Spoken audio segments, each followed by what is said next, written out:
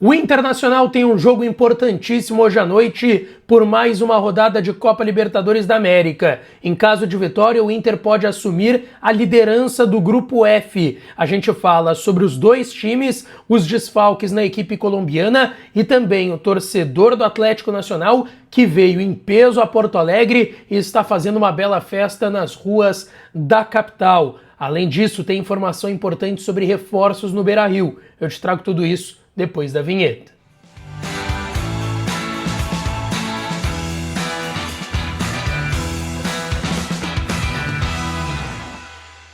Fala, minha rapaziada, sejam bem-vindos a mais um vídeo aqui no canal. Nesse conteúdo a gente fala do jogo de hoje, as equipes que vão entrar em campo, a festa do torcedor colombiano e do torcedor colorado também, que é muito aguardado em peso no estádio Beira-Rio, e tem novas sobre reforços no estádio Beira-Rio. Antes, não te esquece, deixa teu like, te inscreve no canal, ativa o sininho das notificações para tu não perder nada por aqui. E é claro que esse conteúdo e todos os outros têm o apoio e a parceria de KTO, kto.bet.br. Vai lá na melhor casa de apostas esportivas do país, é a minha e pode ser as tuas também. Vai pra brincar, pra se divertir. O site é proibido para menores de 18 anos. Lucas, como é que eu faço o meu registro? Vou te dar a maneira mais fácil. Se tu tá assistindo pela televisão, aponta a câmera do teu celular para esse QR Code e ele vai te direcionar para o site da KTO na aba de registros. Mas também tem o link na descrição e no primeiro comentário fixado, tá? Vai no primeiro comentário fixado, no link que tá ali na descrição, primeiro comentário fixado, e esse link vai te direcionar para a aba de registros da KTO, tá certo, gente? Bom, vamos lá. O time do Internacional, com aqueles desfalques que a gente conhece, não são mais novidades. Juninho, que teve uma lesão na coxa esquerda, Rocher, que passou por uma cirurgia na mão esquerda, Vitor Gabriel, que teve uma lesão na coxa direita, o Bruno Gomes, o Luca Drummond e o Mercado, que passaram por cirurgia, o Bruno Gomes no início do ano, o Luca Drummond e o Mercado no ano passado, vão voltar no meio desse ano, possivelmente depois do Super Mundial, e uma possibilidade do Gabriel Carvalho, que se recuperou da cirurgia no pé esquerdo, e do Bruno Tabata serem relacionados e aparecerem no banco, saírem então do departamento médico. Os dois estavam treinando com bola já há alguns dias, ainda não saiu a lista de relacionados do Inter no momento que eu tô gravando esse vídeo, então tem a chance sim dos dois pelo menos sendo relacionados para essa partida. O Inter deve ser o mesmo que encarou o Cruzeiro e ganhou por 3-0 pelo Brasileirão no último final de semana no estádio Beira-Rio. O Carboneiro até não treinou no início da semana, mas participou da última atividade e deve começar a partida mais uma vez pelo lado esquerdo e o Wesley jogando pelo lado direito. O Inter deve ter Antony no gol, Aguirre na direita, Rogel e Vitão a dupla de zaga, e aí mais uma vez o Vitão jogando pelo lado esquerdo e o Rogel pelo lado direito, e o Bernabé na lateral esquerda. Fernando, primeiro volante, mais à frente o Bruno Henrique, segundo homem, Wesley na direita, Alan Patrick centralizado e Carboneiro na esquerda, e o Ener Valencia no comando de ataque. Esse o Inter para encarar às 7 horas da noite a equipe do Atlético Nacional da Colômbia, tá?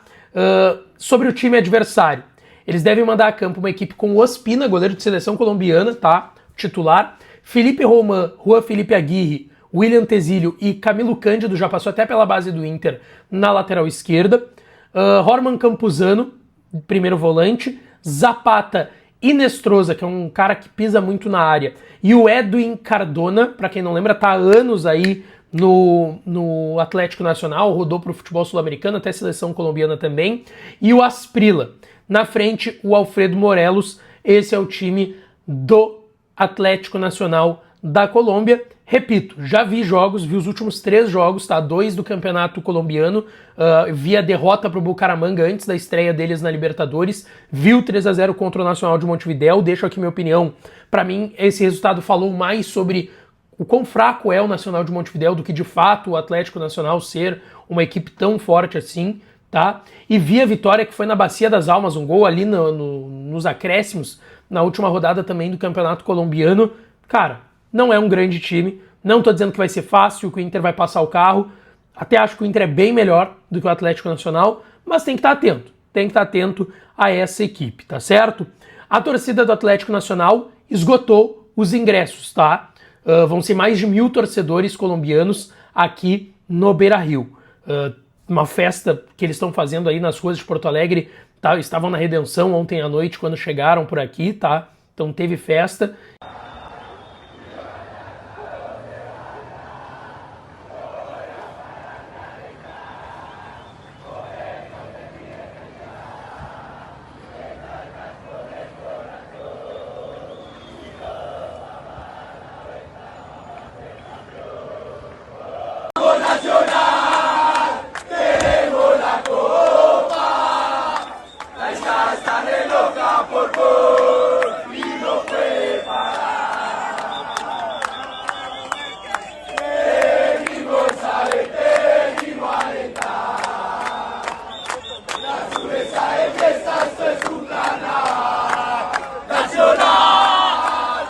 E ainda assim vai ser um clima bom, tá? Vão ser mais de 40 mil torcedores do Inter, possivelmente no Beira-Rio. Já foram mais de 35 mil ingressos comercializados entre vendas e check-ins de sócios torcedores, então deve bater 40 mil torcedores do Inter, mais esses 1.000, quem sabe 1.500 torcedores do Atlético Nacional no setor visitante. Então vai ser um clima bem legal de Libertadores hoje nesse jogo que vale pelo Grupo F.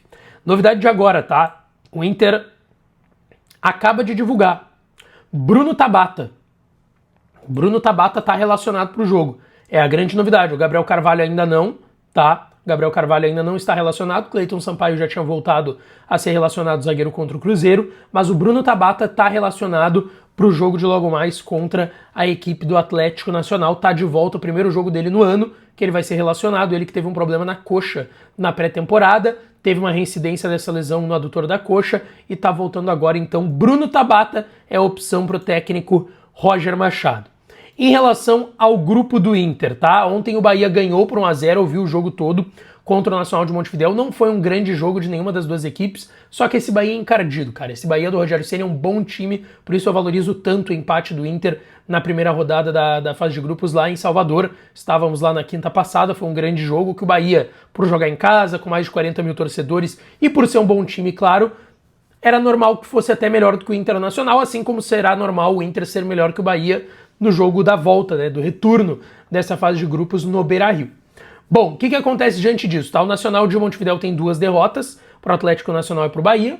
Vai pegar o Inter fora de casa, no Beira-Rio, na próxima rodada da fase de grupos da Libertadores. O Inter é o terceiro com 1 ponto, o empate ainda não jogou nessa rodada. O Atlético Nacional ganhou o primeiro jogo, ainda não jogou nessa rodada. E o Bahia é líder com 4 pontos. Se o Inter vencer por 1-0, o Inter empata em todos os critérios com o Bahia nessa liderança.